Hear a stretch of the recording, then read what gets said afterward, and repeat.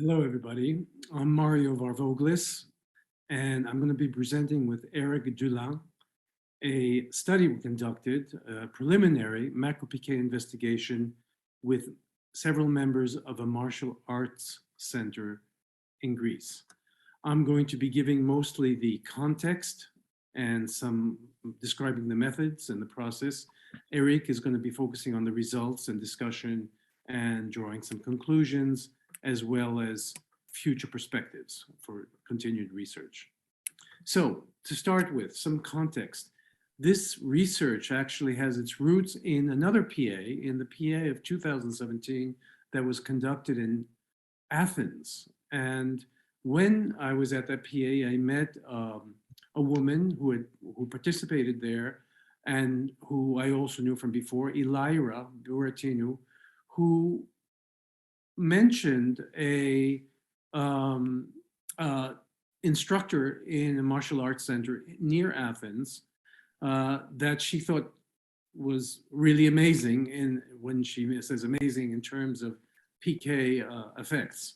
And though at the time I was a bit skeptical because it sounded too good to be true, at a later trip, a couple of years later, I did have the opportunity to go to Senderi Center with Elira and have a first observation of some of the phenomena that were purported. And I was indeed quite impressed and realized that this definitely merits some further investigation. So it should be underscored, of course, that neither Elira nor I discovered Senderis. He's been around for quite a while and he's been known in that area. He even has been filmed by CNN as he was performing some pretty impressive martial arts feat, which was basically an apple was thrown towards him, but he had his back turned, he was blindfolded, and as the apple took off, he turned 180 degrees and sliced the apple perfectly in the center with a sword. So not paranormal, but pretty impressive. So how are we going to go about this? Let me give you a little bit of the context in terms of the process we took. After that first visit that I had with Senderis, with Erick, we studied a number of videos that he had already published on YouTube, both he and his students. And I also interviewed him by phone to have a better understanding of what he does and how and so forth. And we, based on the materials with which he worked habitually, we made a pre-selection of certain kinds of items that we would want to work with and did some control experiments with these. Still, this is all happening in France. Then we discussed the possible protocols in more detail and prepared the suitable materials. We decided to have several cameras, to use several cameras when we go to Greece, and also to have some measurement systems like for electromagnetic, electrostatic fields and so forth. And also to develop some devices or apparatuses that were specifically to test certain hypotheses about the purported force that he projects. So then the next step was the on-site experimentation. We went to Greece, to Athens, from Paris, and there were 3 of us, and we conducted 14 experiments, experiment being a sum of trials focused on a particular device, the particular system, like a can or a pyramid. And so 200 videos came out of these 14 experiments, plus a lot of notes that were being taken simultaneously, hand notes on the computer.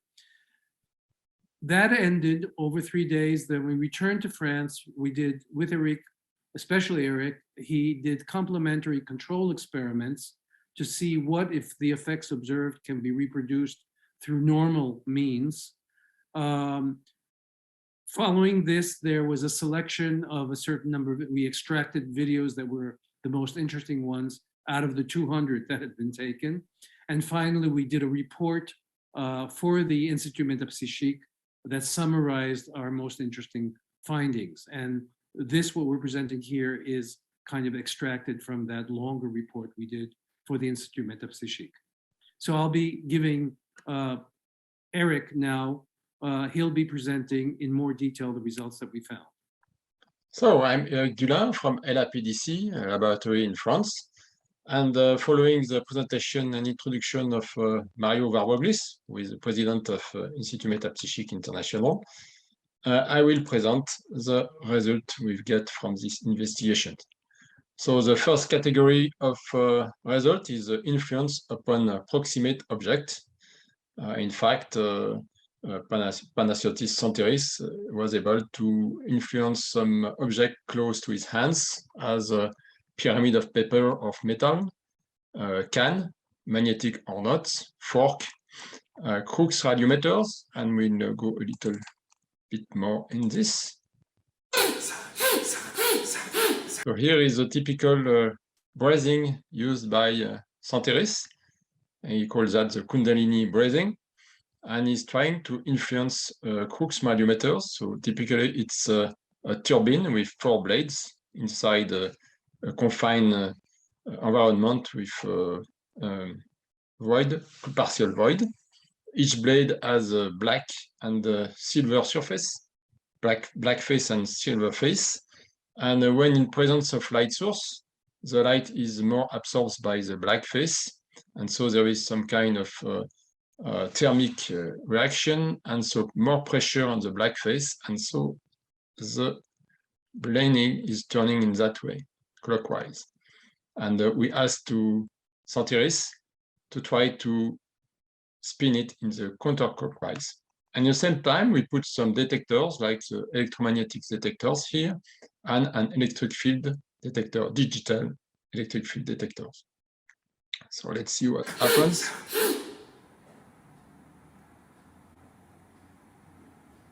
So he was able to spin the blade counterclockwise. At the same time, there was flashing of the electromagnetic detectors.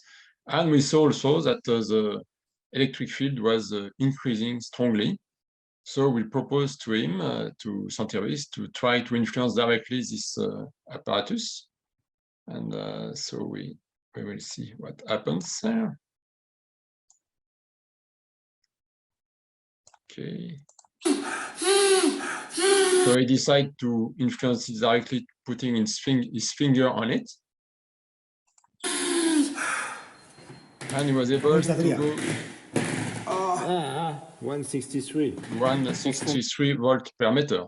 And if we put ourselves, our finger on the system, we have only 0. And you see that there is also electromagnetic flashing. So another example of influence would be found here. So it's typical ramekin you can find in your kitchen to make some small cake. Okay, in aluminium. Then we work also with digital scale. So we ask Master Santeris to make some influence on it. Okay. Yeah. Jump directly where it is. Yeah. So you see that he was moving at minus, so it's like a levitation. Oh. So he was able to minus 3.8 gram. We try on compass and the Tesla meters application on smartphone, but there is no effect. However, for a fluorescent tube, he was able to lit up with some part of his body. So if we look all these effects, first we witness a creation of an electric field, 160 volt per meter. And our hypothesis is the fact that this electric field is able to generate static effect. And in fact, we were able to reproduce most of these effects with an electrostatic generator, you can see here. And so the question is, could Santeris hide some electrostatic generators on him? And we say that it could be difficult because first, we have no suspect movement. We have multi-cameras and we don't see any suspect movement. The other thing is that Dissonances Cognitives show himself with bare chest and a naked tibia, and he was always in barefoot. If you look to the magician's setup, you have to put a generator, an electric generators on you. You have to set up on your tibia to have some shoes with isolated sole, so you're able to generate an effect, some kind of electric arc with your spectators. And it was really not the case with Dissonances, which was, as I said, barefoot. So the question remains: what is the origin of the field, and how does Dissonances trigger this field generation? And also the important point is that he's able to train people to do the same. So it's not a biological characteristics of Dissonances, but something he is able to transfer, to train to other people. So the second kind of effect was the temporary adhesion of object to a vertical surface. You see here Mario Barboglis trying to put a 50-gram book. Sorry. Okay. We'll jump in the video. So the first thing is to put the book and don't make concentration. So the book is falling.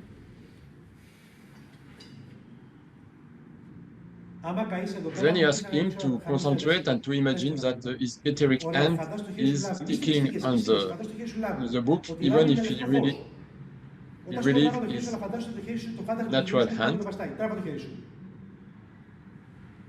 And so it sticks during 4 seconds. Then we use our own material. So we bring some plywood of 67 grams here.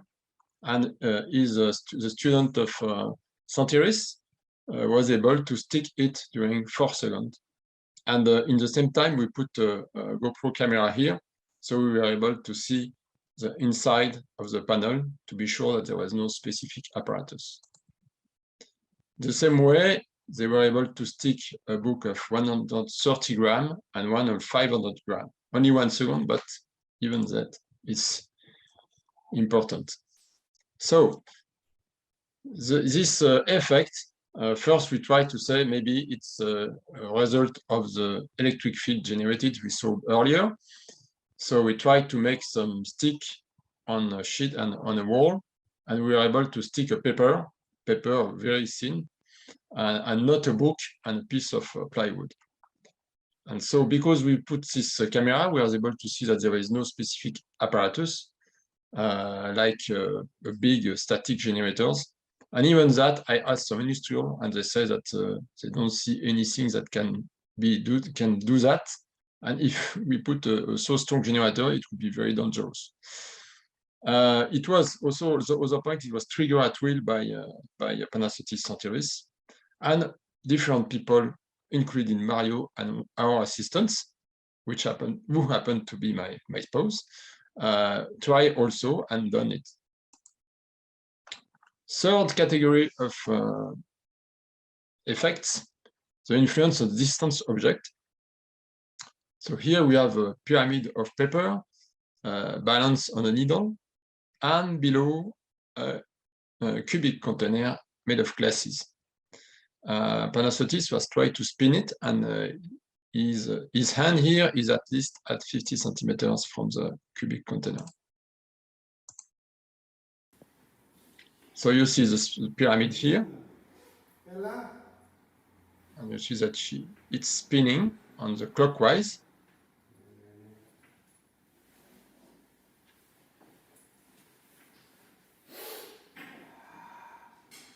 And now it's spinning counterclockwise. And here it's going on spinning, following the finger. So this was the first effect. The second effect proposed was the ghost meter. It's an apparatus measuring electromagnetics and magnetic fields. Quickly, you can see how it works. Wow. Look. Okay. So he's trying to make some energy ball. And at the same time, we have a big move of 3 milligauss. And then he worked on what we call electronic toy scars, which could be tracked by, derived by a remote device. We decide to shut down the device, and after even we extract the battery.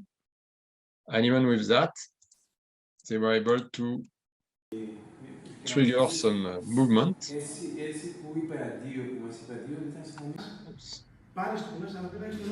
The Santeris is here with a car.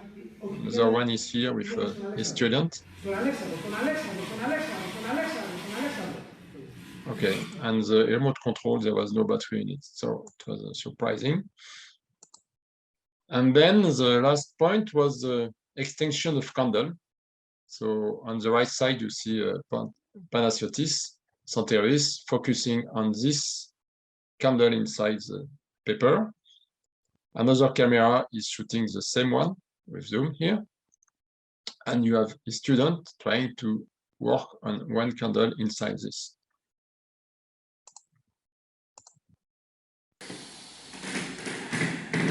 Directly.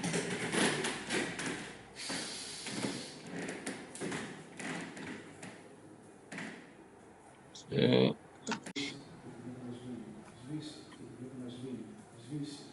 So in fact, he's speaking in Greek, and he's saying mainly an order like extinct.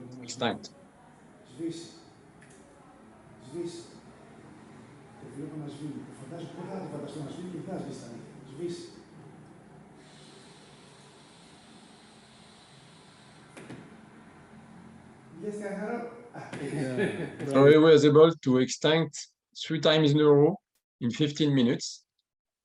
His students was able to extend it, but it takes a very long time.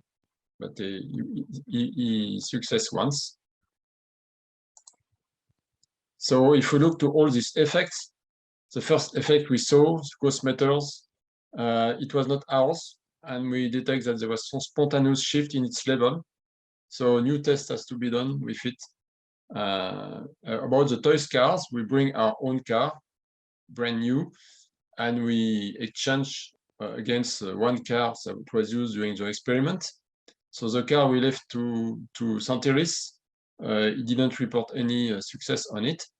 And the control experiment we've done on the one he left to us, we detect that there was spontaneous move every 3 to 5 minutes, even in a Faraday cage. So we think that there is some variability of the electronic components. And so maybe there is some C effect that benefits from this random approach. But in this case, we have to make statistics comparative between the car left to itself and the car attempt to influence. And we don't invest more time in this direction at now. So the directions we keep, and we think that today we have no explanation, is a pyramid rotation. So first we try to, we check there is no air current, like with a pump like this, to generate any movement of the pyramid around the container. There is no strong vibration. Panagiotis was at 50 centimeters, and we try to make some static influence with our electrostatic generators. But we are able to move literally a small move of the pyramid only when we were very close to the box at less than 1 centimeter. And there is no suspect action from any people on the video recording. And when we come back in France, we try to make some control experiment with ultrasound. We use a dog trainer device we use in the US. And we were able to make little move of the pyramid when we were at 20 centimeters. But as soon as we put a pane of glass between the pyramid and the trainer device, we are not able to make any move. About the candle extinctions, the candle was candle we bought ourselves directly. It was brand new. We verify air current, close the windows, and we try with international blowing to blow the candle, from behind, and we are not able to do it because directly we shut off the paper which just is in front of it. And we don't see any suspect action on the video recording. And we make some tests prior and posterior to the clip, the field trip, and we saw that the candle is running 130 minutes without extinctions, and Panagiotis Santeris was able to extend it in 3 times in a row in 15 minutes. So conclusions, this is field investigation, so it's not a control lab experiments. So results are to look to be preliminary. Even that, we have no suspicious behavior over the course of 3 days, even if we have multi-angle cameras. So the key point we would like to pursue with the Santeris centers is electric field generation and triggering. So to see which environment and physiological approach around that. The spin of pyramid at a distance below a glass containers. So the objective is to reproduce the effects with more lab conditions and possible extents to several meters, because we saw some video where there is some students making the same thing at several meters. And on candle extinction at a distance, we have an ongoing project. And also we want to work with Santeris to see what is his training methods to give students the same capability. So we want to thank Panagiotis Santeris and his students for their welcome and their collaborative participation to these investigations. And we thank you for your attention, and we are open to any questions.